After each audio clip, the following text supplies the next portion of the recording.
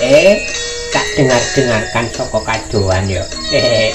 Aku iki sampai penasaran Ki Gareng karo Bagong iki sebenarnya membahas bab apa ngono.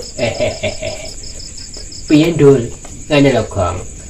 Aku iki yo berterima kasih sama dirimu. Kowe ternyata yo iling bolo barang yo. Maksudnya kepiye ta Pak Gundul kok iling bolo iki Bagong maksudnya kepiye? Ngene Ki Gareng. Narikane iki winginane aku dikasih takjil karo Bagong.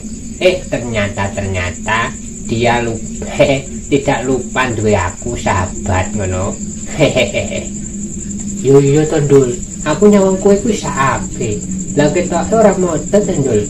Aja ngono aku. Pancen aku iki wis disetting ngene kok. Digawe cilik ngono Gong. Pak Gundul lan Bagong. Ya, kepiye Ki Gareng? Dalem kok Gareng, kepiye Kang Gareng?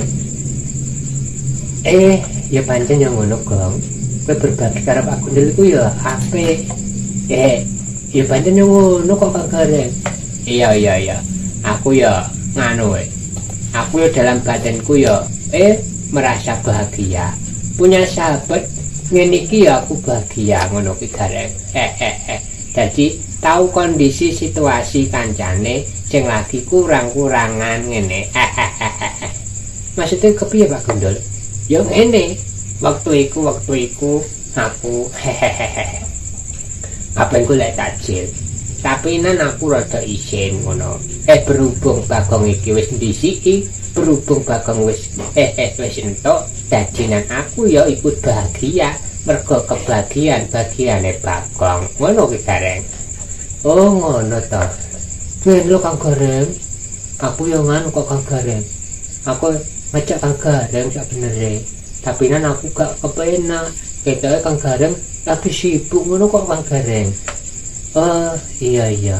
Ngene Bagong lan Pak Gundul. Siap kowe Gareng. Siap Kang Gareng.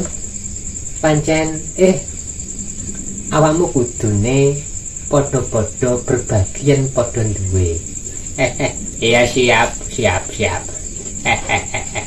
Jelong kasihku ya ape bodo ya Gong.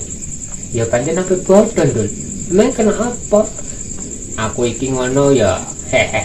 Lagi berpikir. Berpikir apa Pak Gundul? Ya aku berpikir iki kok nek Bagong dolan nggonku coba. Aku urus kudune sudah mempersiapkan jajane buat Bagong.